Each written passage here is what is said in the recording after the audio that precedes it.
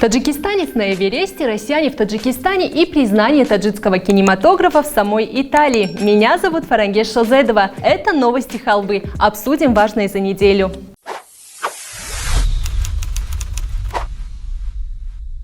Джомолунгма, она же Эверест, она же Саганата, она же Чомонгаркар. Джомолунгма, она же Эверест, она же Саганата, она же Чомонгаркар.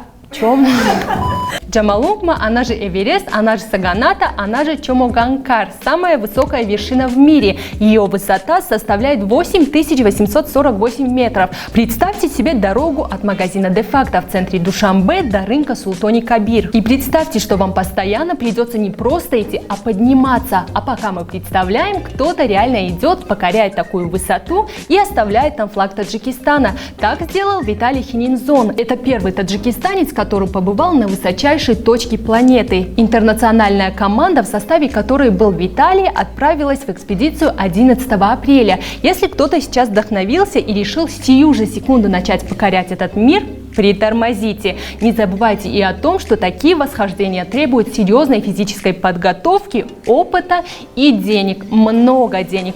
Очень много денег. Мы тут наткнулись на цены. Считаем. От 2000 до 6000 долларов стоит перелет и путь до начала тропы. Цена зависит от того, откуда летит восходитель, каким классом и какую гостиницу выберет в Катманду. От 2000 долларов надо отдать за подъем к базовому лагерю с доставкой всех грузов. 25 тысяч долларов за разрешение на индивидуальное восхождение, 70 тысяч долларов за разрешение на группу из 7 человек, 12 тысяч долларов надо заплатить на уборку мусора со склонов, 3 тысячи долларов услуги сопровождающего офицера связи, представителя правительства Непала или КНР, от 2500 до 3000 долларов услуги специальной команды шерпов, которая прокладывает путь по ледопаду Кхумбу, 2000 долларов питание и топливо на 6 недель, столько занимает подготовка и само восхождение. От 5 до 7 тысяч долларов услуги повара. 500 долларов стоит баллон кислорода. Их понадобится минимум 5. 1000 долларов маска и редуктор. 5000 долларов плюс обязательные бонусы 7-20 услуги личного носильщика шерпа. Около 5000 долларов установка лагерей и снаряжения. Итого получается слишком много даже для Джомолунгмы. Но люди поднимаются. В 1982 году на высочайшей вершине мира был первый казах Казбек Валиев. В 1997 Дмитрий Греков из Кыргызстана. В 1998 13 человек под руководством главного тренера по альпинизму Узбекистана Анатолия Шабанова. Пусть Джомолунгма увидела флаг Таджикистана только на днях, но лучше поздно, чем никогда. Эверест покорить невероятно сложно, поэтому лучше начать с небольших высот. Мы живем в стране, которая на 93% состоит из гор. Езжайте на Варзоп, в Каратак, на озера, окруженные вершинами, и поднимайтесь. А когда вы поймете, что готовы к большему, отправляйтесь покорять Памир. Вторая высочайшая вершина мира находится именно там. И сэкономите, и свой вклад в развитие внутреннего туризма внесете.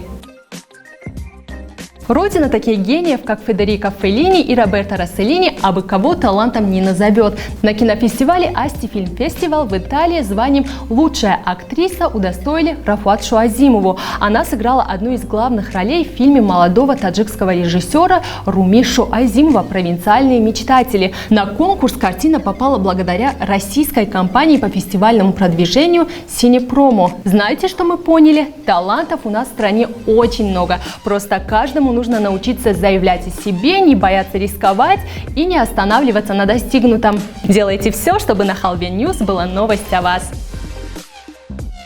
До коронавируса мы были вольны лететь на все 4 стороны. Мир был открыт для каждого. Сейчас ситуация улучшается, но разница между тем, что было до пандемии, и тем, что мы имеем сейчас, все равно велика. Лето предполагает отпуск. Но стоит ли отказываться от отдыха, если большинство популярных курортов закрыто? Нет. И наши слова подтвердили сотрудники сервиса Тутуру. Они предоставили данные о наиболее популярных направлениях среди российских туристов и тем самым доказали, что альтернатива есть всегда. Из результатов исследований можно сделать 2 вывода. Мальдивы в пролете, а Таджикистан в списке самых популярных стран наряду с Узбекистаном, Кыргызстаном, Казахстаном, Арменией, Азербайджаном, Беларусью, Молдовой, Украиной. На эти заграничные направления пришлось почти 70% поисков авиабилетов билетов на лето. Пляжи и all-inclusive в этом году заметно уступили позиции. Пассивный отдых уже не привлекает тех, кто просидел в самоизоляции несколько месяцев, а в Таджикистане тоже есть на что посмотреть. Фанские горы, Каракуль, Искандер-Куль, Кайракум, Гар-Чашма, Чильдухтарон, Саразм, Нурекское водохранилище и, конечно же, Памир. А теперь дадим право голоса пользователям сети. Сказал, как отрезал.